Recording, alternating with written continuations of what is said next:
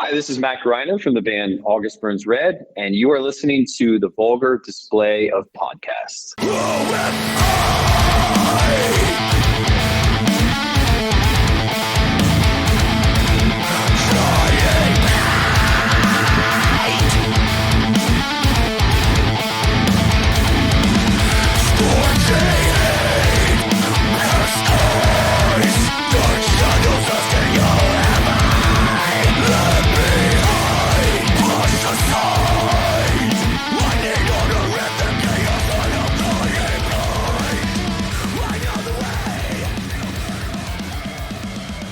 Welcome to the Vulgar Display of Podcast, live from the Barn Studio. You got the Mox here, Dale, Twan. What's up, fellas? How we doing? How's it going? Dale's over there geeking out, man. Big we time. have A little bit. Look at him. Cheesing. A special guest online right now. We have Matt Greiner from August Burns Red. Matt, how are you? Yes, sir. I'm doing good. You guys are awesome. I feel like I'm a little out of the loop. You guys are all in the same room, and I'm here in Oregon somewhere in a hotel. Yeah, so you played Seattle last night and like Portland tomorrow. Is that right? We play Portland tomorrow night and Seattle on Sunday. Okay. Nice. How we're doing it. So you're somewhere up there on this tour that is just a banger of a tour. Oh my God. And this thing's 3 months long. You don't wrap it up until like mid-May, right? Yeah, we go home. We actually go home in 2 weeks though. So we're restructuring our touring because three of us are married. I actually just got married last May. And to make it more sustainable as a band, we are basically just cutting our tours into two halves and then spending a month at home in between the two 1 month stretches. It's really nice. It's the first time we've ever done this. It's not as cost efficient, but it's hopefully will provide us with sustainability. There you go. Sure. And that sounds like a veteran move that a band that's been together for 20 years would know that that's probably the best case, right? Take a little breather. That's like a little lunch break and then get back to work. Right. Right. Exactly. You also have a new album coming out here in a couple weeks. Death Below, released March 24th on Sharp Tone Records. Tell us a little bit about Death Below. Okay. So I actually just sent an email over to my band. I did an interview about an hour ago, and I wrote a lyric for the album. The song is called Reckoning. I don't know if you guys have heard it or not. It's our latest release. Yeah. Okay. So it features, exactly, Spencer from Underoath. And I had a Zoom call with him while I was writing it, and he did such an awesome job for us. But the lyric has the word or words Death Below in it. And I had struggled up until this point to really reconcile what it is that Death Below means to me and what this lyric specifically means to me. And what it is just picture yourself walking between two skyscrapers and you're on a tightrope. And the tightrope represents you trying to control your own life and the lives of those around you. So all the burden of responsibility, the stressors of life, trying to perform well, do a good job, it's all on your shoulders. Mm-hmm. And if you're walking on this tightrope, below you is inevitable death. Obviously you're high in the air. But what I wanted to try to convey with this lyric was that's not actually the way it works. You can have the freedom to walk across a bridge instead of a tightrope. And a bridge gives you this feeling of security. It's actually a good viewpoint. Like you can see everything around you. You're not trying to rush across. You're not scared you're going to fall off of it. You're not threatened by what's below you. Mm-hmm. It actually becomes a positive instead of a negative. And it turns this idea of death below into like, wow, I'm so thankful and grateful for what I get to do here, that I get this view between two buildings. Right. So as you're listening to this album, Death Below, or any of the songs on it, specifically Reckoning, be thinking about your own life.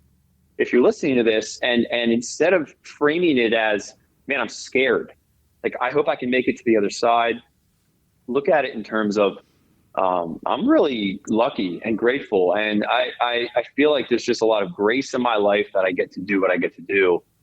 That's the feeling I have after playing drums for 20 years in this band, starting it on my parents' farm in Lancaster County, Pennsylvania. It's the most unassuming thing in the world. That's amazing. That's a very cool viewpoint of how to think of it like that.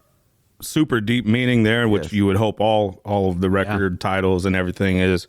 Yeah, you have a couple songs out, Reckoning being one of them, Backfire, and then Ancestry with Jesse Leach. So you have a couple features on the songs that you've released so far. Mm-hmm. Yeah, so we actually just toured with Killswitch last year, and that was incredible to be out with that band. I grew up listening to them. I'm sure many of us have. Damn right. Sure. They are role models in the industry for me, especially. Adam D recorded Thrill Seeker, which was our first full length on Solid State. Yep. Justin Foley was in Blood Has Been Shed, who I used to listen to and kind of inspired me to get a bell for my drum set. Mm-hmm.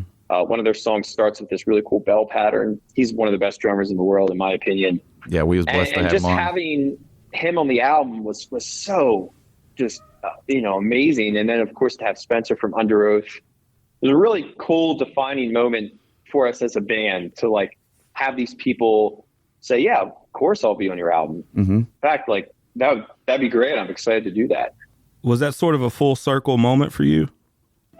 Yeah, if I stop and think about it, it is. Sometimes when you're doing this, it just you kind of take stuff for granted, Mm-hmm. And I wish I didn't do that as much, but when we're talking about it right now, it's like, oh my gosh, I grew up listening to Underoath.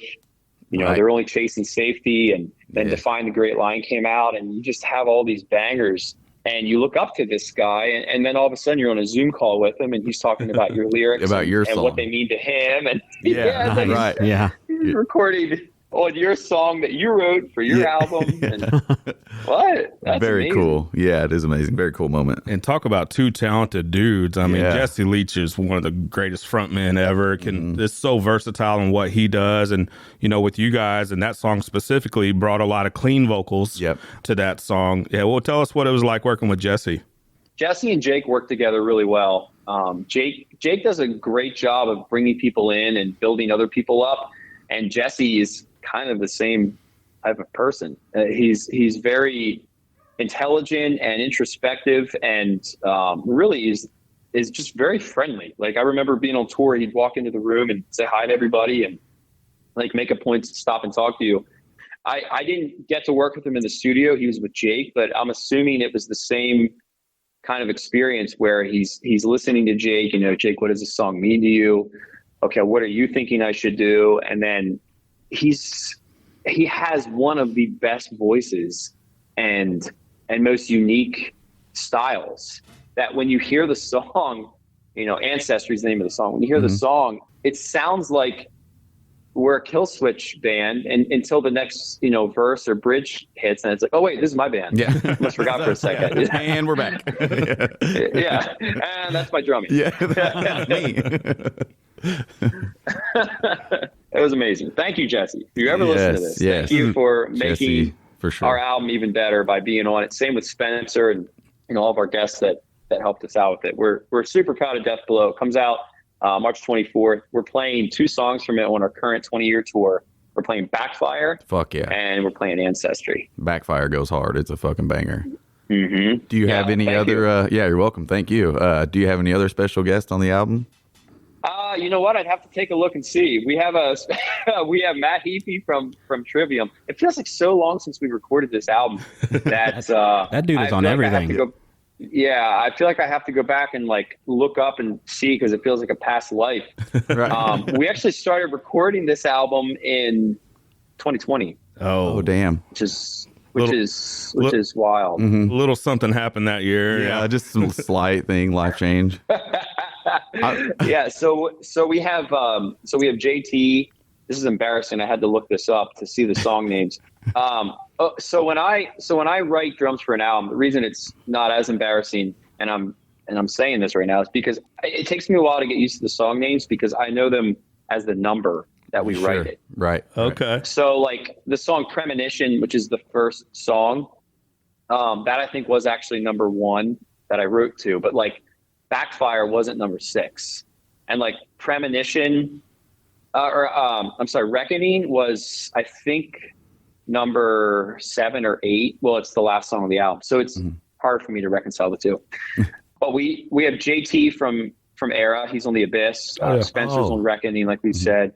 Jason Richardson is on Tightrope, and then Jesse Leach is on Ancestry.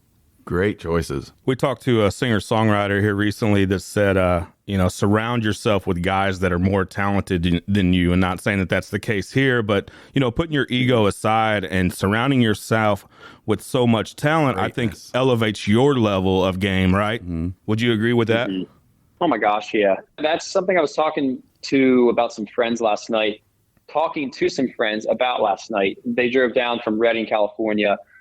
They're up at a big church up there, and they're some of the best musicians. And they were asking me about touring and playing and like the other guys in the band.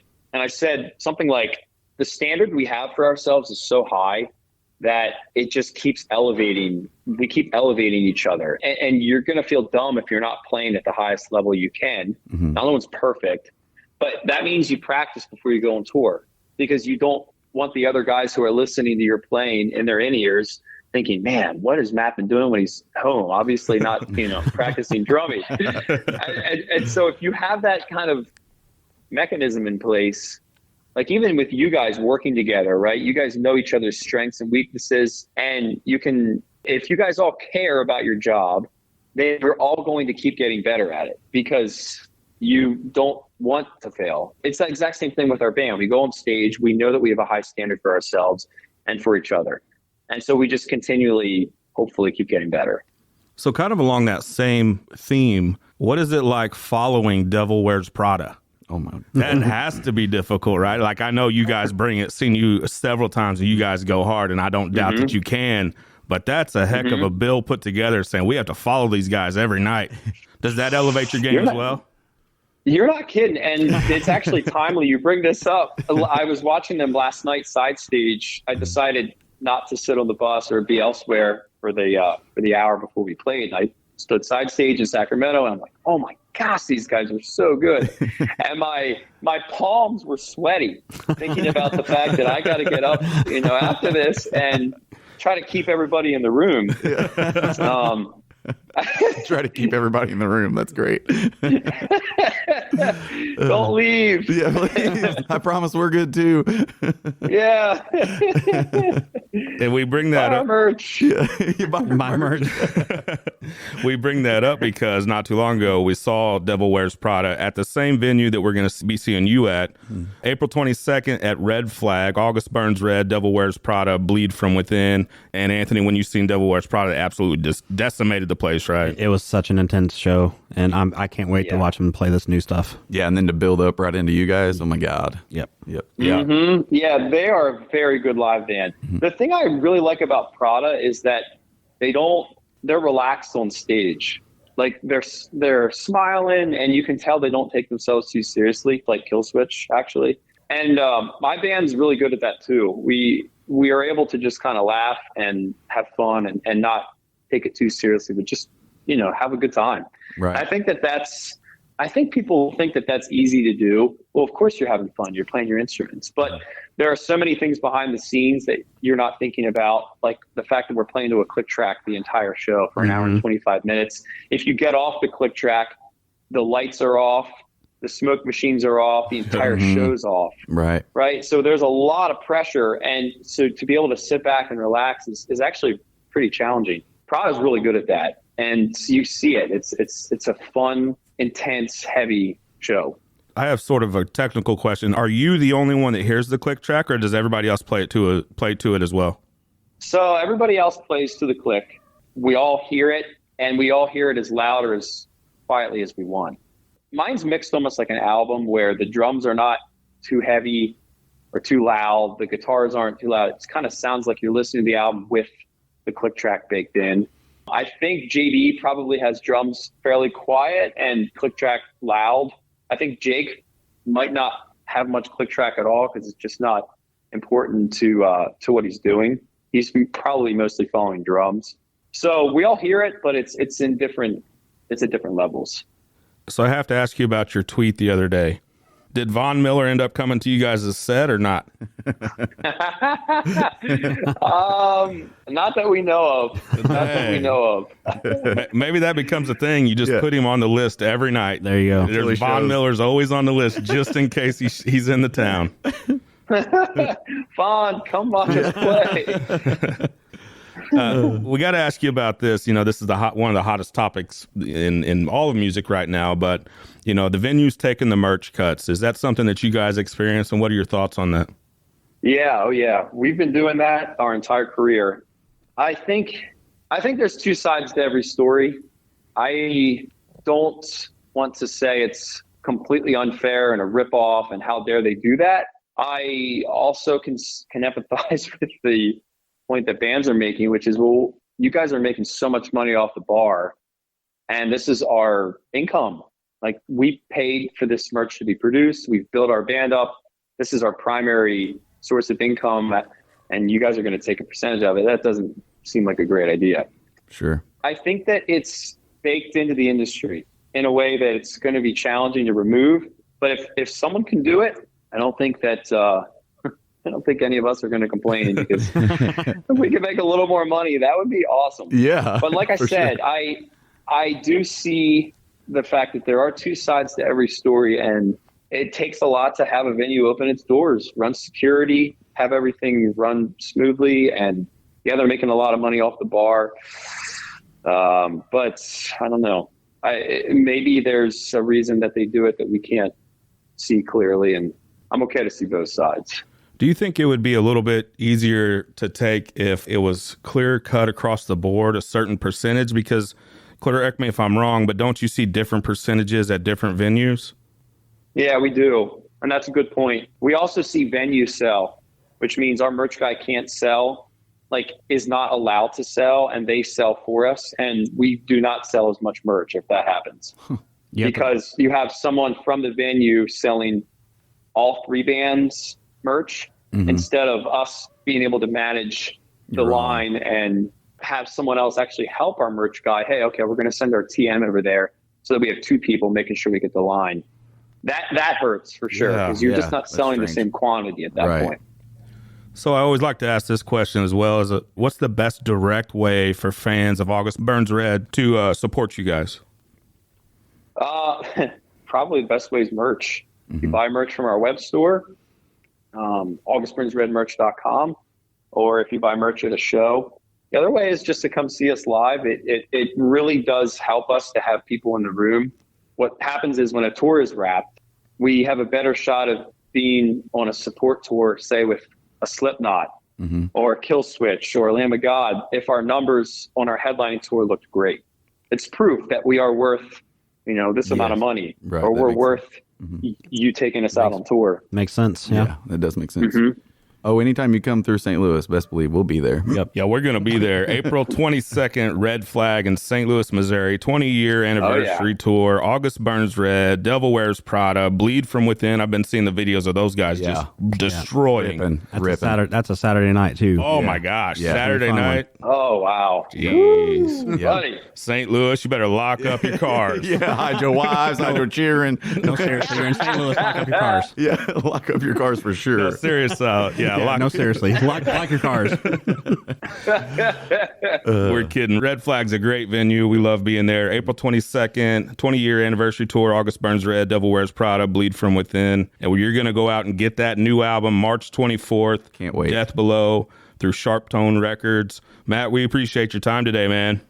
Thank you so much for having me, guys. This is great. I'll see you in St. Louis. We'll be locking our tour bus. You better. Yeah, good call. Thanks, Matt. Appreciate it, man. All right, guys. Have a good day. You too. You too, man. Thanks.